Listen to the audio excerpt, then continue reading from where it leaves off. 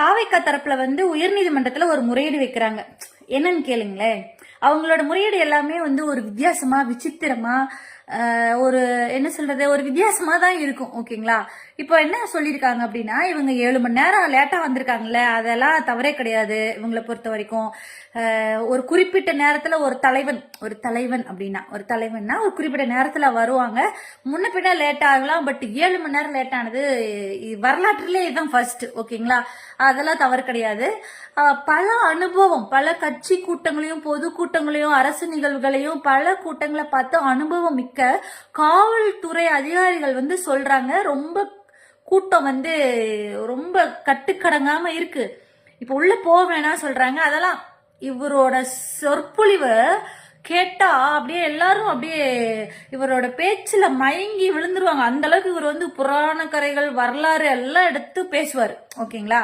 So வந்து அவர் வந்து அப்படி ஒரு ஸ்பீச் வந்து மிஸ் பண்ணிடக்கூடாது கரூர் மக்கள் அப்படின்னு சொல்லிட்டு, கரூர்ல எத்தனை தொகுதி இருக்குதுன்னு கூட அவருக்கு தெரியுமான்னு தெரியல. தெரிஞ்சிருந்தா இது நடந்திருக்காது. ஏன்னா கரூர்ல 4 தொகுதி இருக்கு. 4 தொகுதிக்கு எவ்வளவு மக்கள் வருவாங்கன்றத ஒரு சென்ஸ் இல்ல. ஓகேங்களா? ஸோ அதெல்லாம் இவருக்கு தவறே கிடையாது.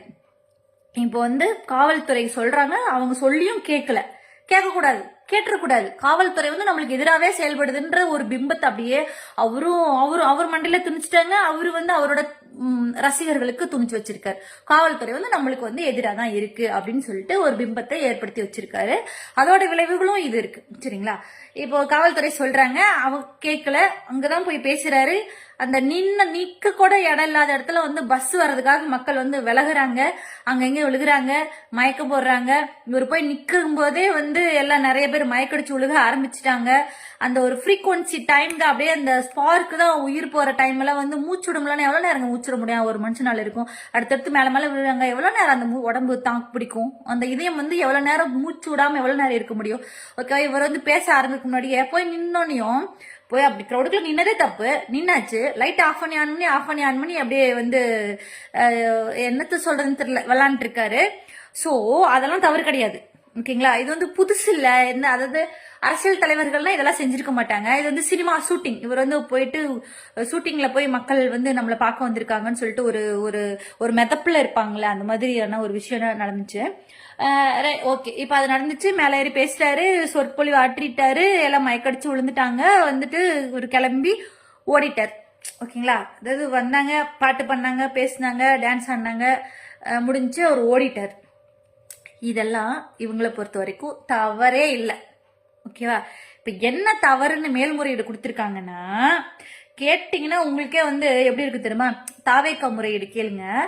கரூர் துயர சம்பவத்தை தடுக்க தவறிய ஆட்சியர், எஸ்பி உள்ளிட்டோருக்கு எதிராக நடவடிக்கை எடுக்க கோரி தாவேக்கா சார்பில் உயர்நீதிமன்றத்தில் முறையீடு.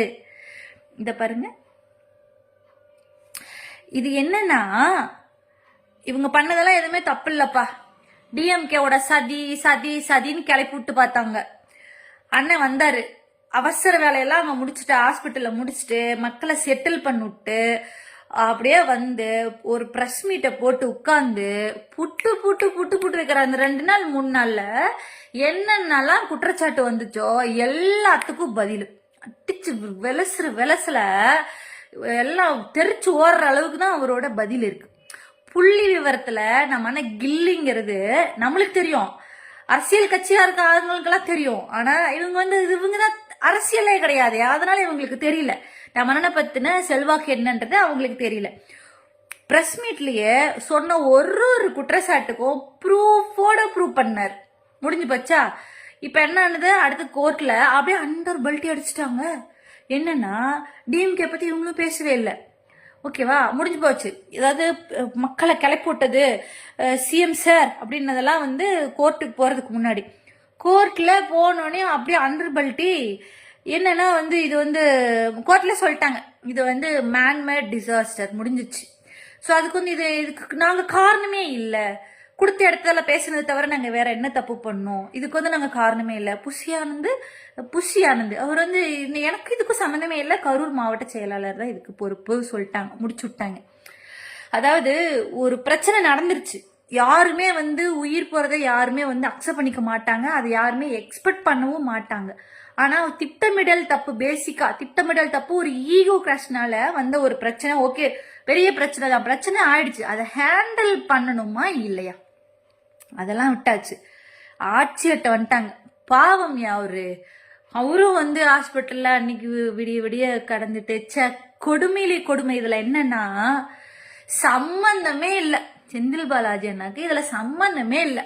ஆனா அவர் வந்து கஷ்டப்பட்டு இப்ப வரைக்கும் இவங்க பின்னாடி ஓடிக்கிட்டு இவங்க போடுற பாவம் பழி எல்லாம் தலையில வாங்கிக்கிட்டு, ஆனாலும் மக்களுக்காக என் ஊர் மக்கள்னு போய் பண்றாரு பாத்தீங்களா.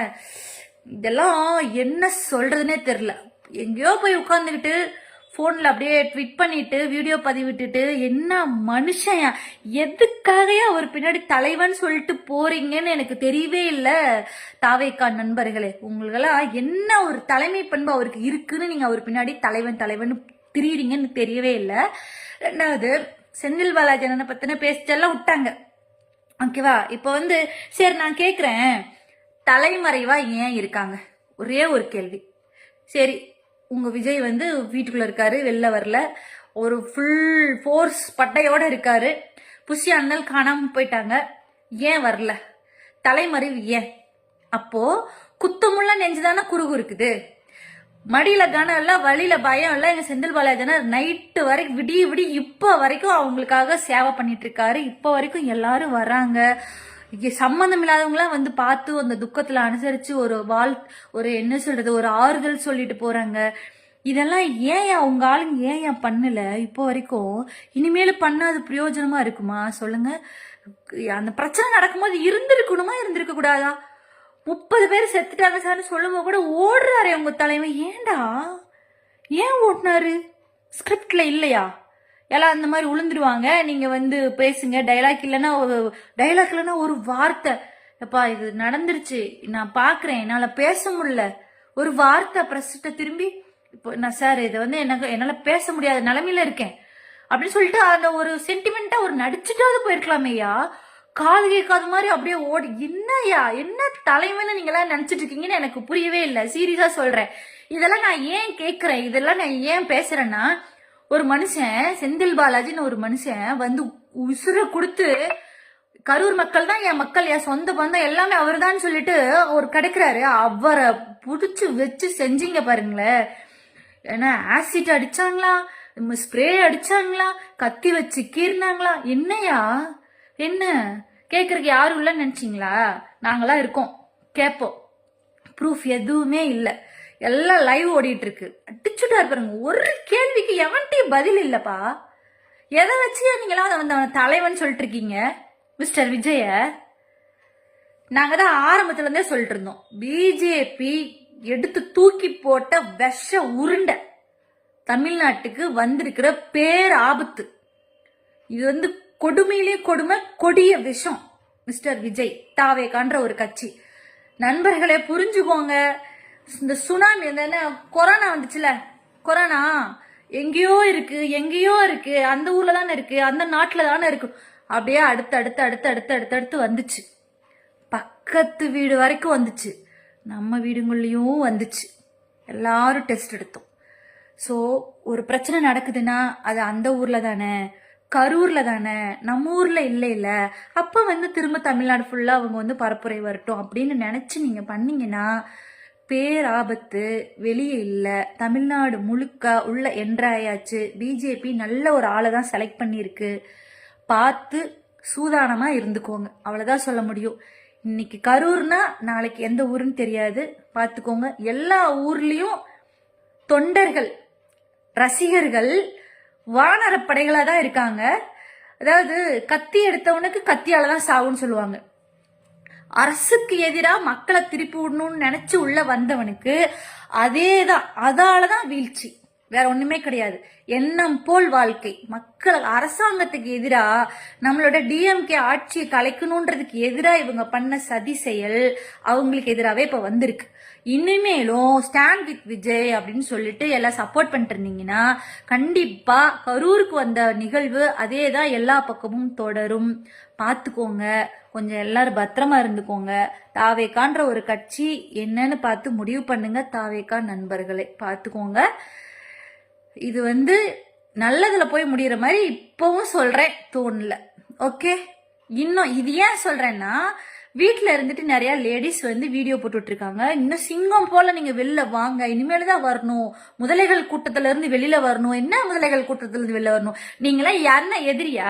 டிஎம்கேக்கு எதிரி. 76வது வருஷம் இது ஸ்டார்ட் ஆகி போயிட்டு இருக்கு டிஎம்கேக்கு. நீங்களாம் ஒரு ஆளே கிடையாது. நாங்களாம் வந்து உங்களுக்கு எதிரியாவே நினைக்கவே இல்லை.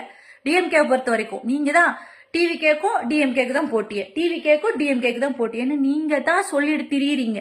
நீங்க உங்களெல்லாம் ஒரு ஆளாவே நினைக்கல. நீ இப்போ செந்தில் பாலாஜி அண்ணாட்ட கேட்டிருந்தா அவரே அந்த இடத்துல ஹெல்ப் பண்ணியிருப்பார். எதிரிகளை வளர வச்சு பாக்குறது தான் அவருக்கு பிடிக்கும். ஓகேவா? அழிச்சு பார்க்கலாம் பிடிக்காது. எதிரிகளை கண்ணு முன்னாடி அவன் வளர்ந்து போகணும், அப்பா அவனை அடிக்கணும், அதுதான் வந்து அவருக்கு பிடிக்கும். ஓகேவா? எதிரிகளை வளர விட்டு பாக்குறதா வந்து செந்தில் பாலாஜியனோட கேரக்டர். பட் கேட்டிருந்தா உதவியே பண்ணிருப்பாரு. இப்ப நீங்க கேட்காம வந்து உதவி பண்ணிட்டு இருக்காரு. ஏன் மக்கள் அப்படின்னு சொல்லிட்டு பண்ணிட்டு இருக்காரு. உங்களுக்காக இல்ல, மக்களுக்காக. சோ மக்களே, பார்த்து பத்திரமா இருந்துக்கோங்க. தாவேக்கான்ற ஒரு கொடிய விஷம் தமிழ்நாட்டுக்குள்ள ஊடுருவி பல உயிர்களை பலி வாங்கிட்டு இருக்கு. வெளியூர்ல தானே, வேற ஊர்ல தானே, நம்ம ஊர்ல இல்ல அப்படின்னு நினைக்காதீங்க. தமிழ்நாடு முழுக்க பேராபத்து வந்து கொண்டுள்ளது. கவனமா இருந்துக்கோங்க. இது சொல்ல வேண்டிய கடமை, சொல்ல வேண்டிய கட்டாயம், சொல்ல வேண்டிய தருணம்ன்றனால நம்ம இதை சொல்றோம். பத்திரமா இருந்துக்கோங்க.